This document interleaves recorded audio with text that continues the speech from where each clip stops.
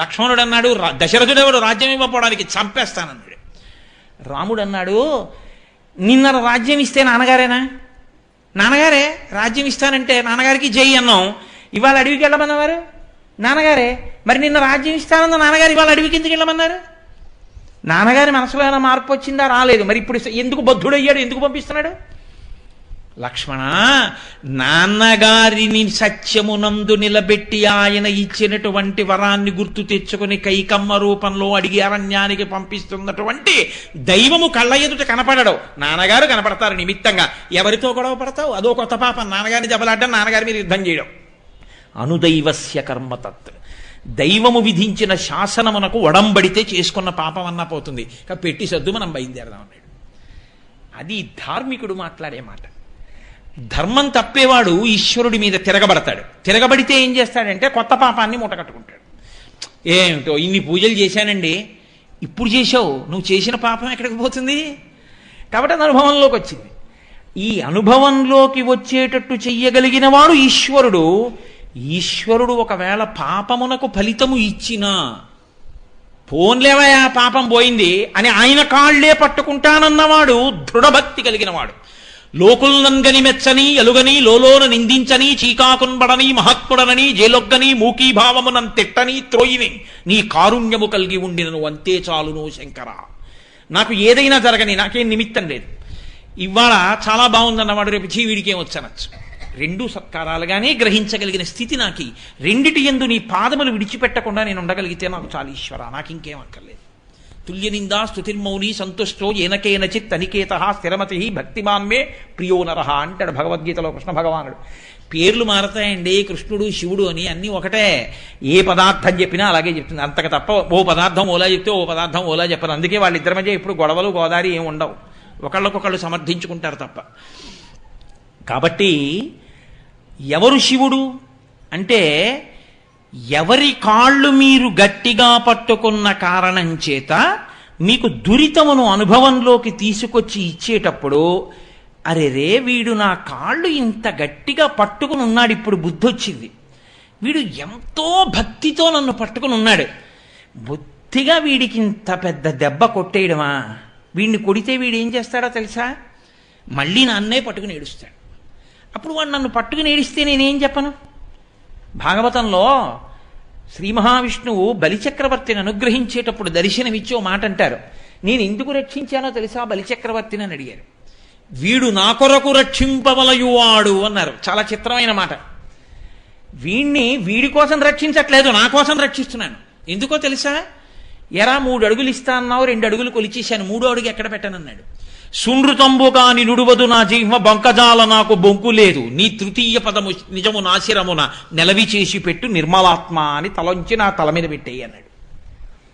వీడింత భక్తితో ఉండి నా తల మీద కాలెట్టేయి అంటే, వీణ్ణి నేను ఏమైనా చేసేస్తే ఇంకా రేపు పొద్దున్న నేను ఉన్నానని ఎందుకు నమ్ముతుందిరా లోకం? అందుకని ఇప్పుడు నేను ఉన్నానని నమ్మాలంటే వీడిని నా కోసం రక్షించాలి, వాడి కోసం కాదు. వీడు నా కొరకు రక్షింపవలయువాడు అంటాడు.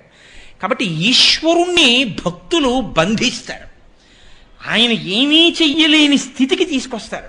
ఇప్పుడు ఈశ్వరుడు అంటాట, వీడు ఒకప్పుడు తప్పు చేశాడు, ఇప్పుడు ఇంత భక్తి తత్పరుడయ్యాడు, నా పాదములు పట్టుకున్నాడు, నేను ఎలా వేయని శిక్ష అంత శిక్ష వెయ్యను. ఏం చేస్తానో తెలుసా? వెయ్యకపోతే పాపం పోదు. కాబట్టి ఏం చేయాలి? వాడికి 35 మార్కులు రాకపోయినా 10 మార్కులు మోడరేషన్ ఇచ్చామని చెప్పి 25 మార్కులకి పాస్ చేసి సర్టిఫికెట్ ఇచ్చేయడమే. కాబట్టి ఏం చేయాలి?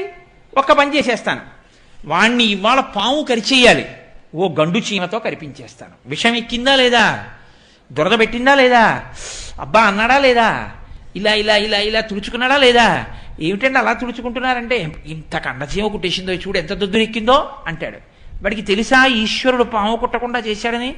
వాడు ఆ బాధపడుతూ కూడా శివ శివ శివ శివ శివ శివ అంటూనే ఉంటాడు. ఇది నమఃశివాభ్యాం అశుభాపహాభ్యాం. శంకరాచార్యులు వారు ఉమామహేశ్వర స్తవం చేశారు. అందులో నమఃశివాభ్యాం సరసోత్సవాభ్యాం సమస్కృతాభీష్టవరప్రదాభ్యాం నారాయణీనార్చిత పాదుకాభ్యాం నమో నమః శంకర పార్వతీభ్యాం అంటూ నమఃశివాభ్యాం అశుభాపహాభ్యాం అంటారు. రావలసినటువంటి అశుభాన్ని తీసేసి దాని స్థానంలో చాలా తక్కువ కష్టాన్ని మాత్రమే ఇచ్చి రక్షించగలిగినటువంటి శక్తి కలిగిన వాడెవరో వాడికి శివుడని పేరు. అయితే మీరు ఇక్కడ ఒకటి గుర్తుపెట్టుకోవాలి, నేను ఈ ఉపన్యాసం చెప్పేటప్పుడు కేవలం శివుడే ఇటువంటి వాడు, విష్ణువు కాడని నేను చెప్పట్లేదని మీరు గుర్తుపట్టుకోవాలి. ఆపదామపహర్తారం దాతారం సర్వసంపదాం లోకాభిరామం శ్రీరామం భూయో భూయో నమామ్యహం. ఆపదలను తీసేసి ఆపదల స్థానంలో మనకి సుఖములను ఇచ్చేవాడు రామచంద్రమూర్తి. అప్పుడు ఆయన ఎవరయ్యాడు? శివుడేనా అయ్యాడు? అందుకే శివుడు అవుతారు. ఎలా అవుతారంటే ఇదిగో ఇలా చేసి, అది ఈశ్వర స్థానము. అందుకని వాళ్ళకి ఈ పేర్లతోటి పై రూపాలతోటి వాళ్ళకి ఈ గొడవలేం ఉండవు.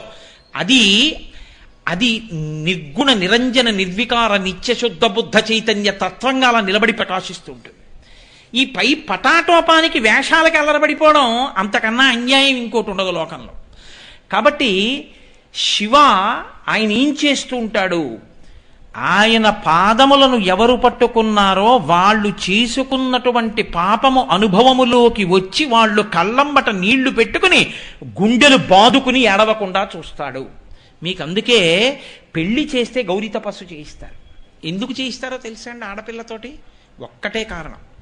అన్నిటికన్నా ఆడపిల్ల జీవితంలో అత్యంత క్లేశం ఏమిటో తెలుసా అండి? భర్త యొక్క కితాబు పుచ్చుకోలేకపోవడం. భర్త దానికి ఏమీ రాదండి, దానికి ఏమీ రాదండి, దాని మోహం అంటూనే ఉన్నాడు అనుకోండి, ఆమెను ఎంతమంది పొగిడినా ఆమె జీవితానికి తృప్తి ఉండదు. అదే ఎంత చేతకానిదైనా భర్త హృదయంలో స్థానం పొందిందనుకోండి, ఆమె పూజనీయ అవుతుంది లోకమంతటి చేత. అమ్మో ఆయనకి పరమ అనురాగం ఆవిడంటే, ఆవిడ జోలికి వెళ్ళడమే అంటుంది. అందుకే మనకు ఒక సామెత చెప్తుంటారు పెద్దలు, ఏదో మొగుడి చెయ్యని ముద్దు అత్తవారు పెట్టనటువంటి గొప్ప లోకంలో రావు అంటారు. భర్త దగ్గర ఆ స్థానాన్ని పొందాలి. ఒక్కసారి శంకరుడు అన్నాడు నోరుజారి, ఆయన తెల్లగా ఉంటాడు, ఆవిడ నారాయణి, నారాయణుడి చెల్లెలు కదండి, మరి అన్నయ్య గారి పోలిక, నల్లగా ఆవిడ ఉంటుంది, ఆవిడ నల్లగా ఉంటుంది, ఈయన తెల్లగా ఉంటాడు. ఆయన ఒకసారి పాపం అసలు మా స్వామికి పరిహాసాలు ఆడడం రాదు, ఆయన ఎందుకు అన్నాడో కర్మకాలో రోజుని ఇలా చూసి కాళీ అన్నాడు. కాళీ అంటే నల్లనిదానా అన్నాడు. ఆవిడ ఇలా చూసింది, ఎప్పుడు అలా అనలేదు, ఎంతో ప్రేమగా పిలిచేవారు ఉమా శైలజ, అలా అనేవారు కాళీ అని ఓ వెటకారం నవ్వు నవ్వారు. కాస్త నోరు ఈ చివరి నుంచి పక్కకెళ్ళింది. అంటే తెల్లని వాణ్ణి నేను, నల్లని దానివి నువ్వు అన్నారని ఆపాటి పరిహాసాన్ని తట్టుకోలేక ఆమె యోగాగ్నిలో పడి తెలుపు పసుపు ఎరుపు రంగులతో కూడినటువంటి ప్రకాశిస్తున్న తత్వంతో ఎడమతొడ మీద కూర్చుని, నీ తెల్లటి పాలిపోయిన తెలుపు గొప్ప, నా రంగు గొప్ప అంది. గౌరవర్ణంతో వచ్చి కూర్చుంది. గౌరీని ముక్కు మీద వేలేసుకున్నాడు. కాళీ అన్నందుకు ఇంత ఉద్ధత అంటే మీ మనసులో ఆపాటి నా మీద తగిన దానను కానన్న మాట కూడా నేను అంగీకరించలేదు. అందుకే శంకరాచార్యులు వారు స్తోత్రం చేస్తే, పార్వతీదేవిని పొంది పరమశివుడు గొప్పవాడా, పరమశివుణ్ణి పొంది పార్వతీదేవి గొప్పదా?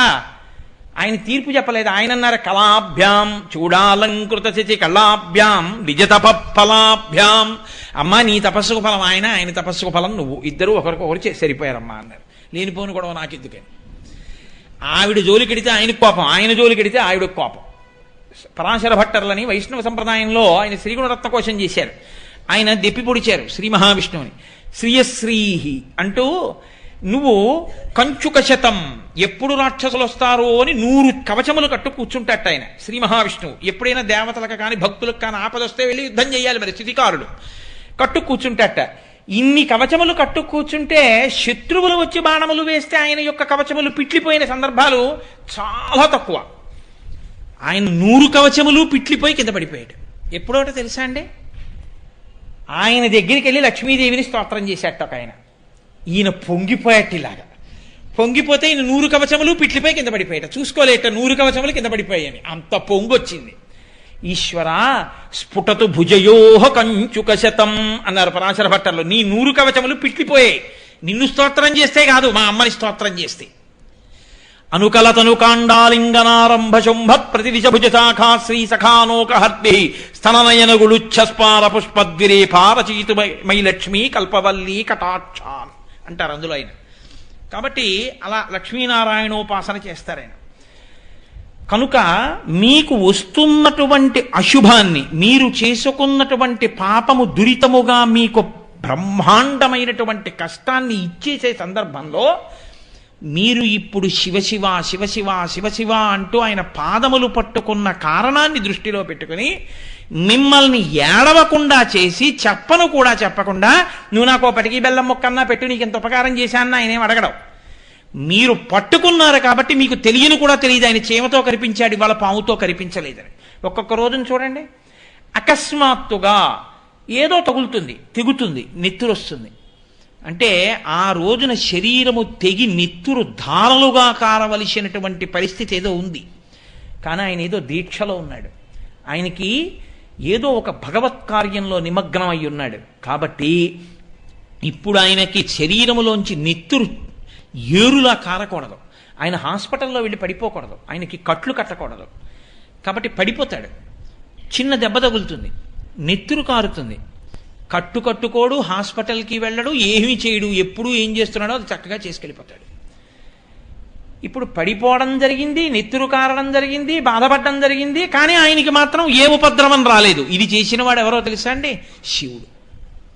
కాబట్టి శివ ఇది శివం, శ్రేయం, భద్రం, శివం, మంగళం. మంగళం అంటే ఏమిటో తెలుసా అండి? సుఖము అని మీకు దేని వలన అనిపిస్తుందో, అంటే వేదం అంగీకరించిన సుఖాలు స్మండే. వేదం అంగీకరించిన సుఖాల గురించి నేను మాట్లాడినా.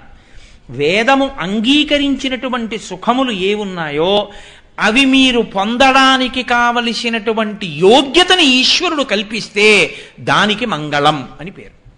అంటే ఓ ఉదాహరణ చెప్పాలి అని అనుకోండి, నేను నా ఇంట్లో పూజ గది ఏసీ చేయించుకుందాం, నేను చదువుకునే గది ఏసీ చేయించుకుందాం అని నేను అనుకోలేదు.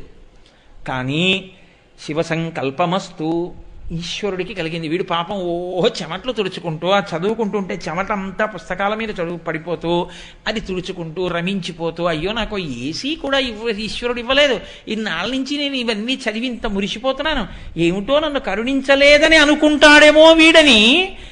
అసలు ఆడు అనుకోకపోయినా ఆయనే తెచ్చి ఓ ఏసీ బిగింపించేశాడు. నువ్వు కొనలేదు, నువ్వు తేలేదు, కానీ ఏసీ మాత్రం వచ్చి కూర్చుంది గదిలో. ఇది కళ్యాణం. జీవబ్రహ్మైక్య సిద్ధి కళ్యాణం పక్కన పెట్టండి. మీకు సుఖమును కల్పించగలిగినటువంటి వస్తువులు మీ ఇంటికి వచ్చి చేరుట, ఇది కళ్యాణం. వస్తువు వచ్చి చేరింది, కానీ మీరు కానీ ఏసీలో పడుకున్నారో వెంటనే మీకు పరిశం పడుతుంది. ఉపన్యాసాల మాట దేవుడికి ముక్కు తుడుచుకోవడం సరిపోతుంది అన్నారు అనుకోండి డాక్టర్ గారు, ఇంకా అది నాకేమైనా అనుభవంలోకి వస్తుందా? ఇంటికి వచ్చిన వాడు ఎవడో పడుకోవాలా, అది ఎప్పుడు వేసుకోవట్లేదు, కాస్త మీరన్నా వేసుకు పడుకోండి అని బతిమాలాలి. కాదు, మంగళం అంటే వస్తువు చేరడం, కళ్యాణం అంటే అది మీకు అనుభవైక వేద్యం అవడం, దాన్ని మీరు అనుభవించగలగడం. మంగళం, కళ్యాణం, శుభం. శుభం అంటే ఏమిటో తెలుసా అండి? ఏ సుఖమును మీరు అనుభవించారో దాని వలన ఇప్పుడు ఇక్కడ మీరు సంతోషాన్ని పొందడమే కాకుండా దీర్ఘకాలమునందు మీకు అదొక గొప్ప ప్రయోజనములు చేకూర్చుట. అంటే నీ మాట ఏమిటో అయోమయంగా ఉందయా అంటారు మీరు, నేను కనిపెట్టగలను. నేను మీకు ఒక ఉదాహరణ చెప్పాలి అంటే, ఇప్పుడు ఏసీ ఉంది మీరు చదువుకునే గదిలో. ఇప్పుడు మీరు ఏసీ ఉంది కదా అని ఇంకా మీరు అక్కడ దుప్పటి వేసు పడుకోవడం మొదలెట్టారనుకోండి, అది శుభం కాదు, కళ్యాణమే కానీ శుభం కాదు. ఇప్పుడు మీరు అబ్బా ఇంకా నాకు ఇప్పుడు వేడిగా ఉంటే ఏమిటి, ఇంకోలా ఉంటే ఏమిటి, హాయిగా చదువుకుంటాను కూర్చుని, చల్లగా కూడా ఉంది, ఇంకా నాకు ఇంతకన్నా కావలసింది ఏముందని మరింత రమించిపోయి చదువుకుంటున్నారు, ఇంకా బాగా చదువుకోగలుగుతున్నారు. ఇది శుభం. దీర్ఘకాలమునందు మీరు ఈశ్వరుణ్ణి చేరుకోవడానికి ఇంకొంచెం గట్టి పునాది పడుతోందా పట్టలేదా? ఇప్పుడు ఆ సుఖమును పొందడం వల్ల దీర్ఘకాలమునందు అత్యంత ప్రయోజనమును పొందుట. యజమాని ఇంటి వస్తువు దేన్నైనా అలాగే వాడుకోమని చెప్పింది శాస్త్రం.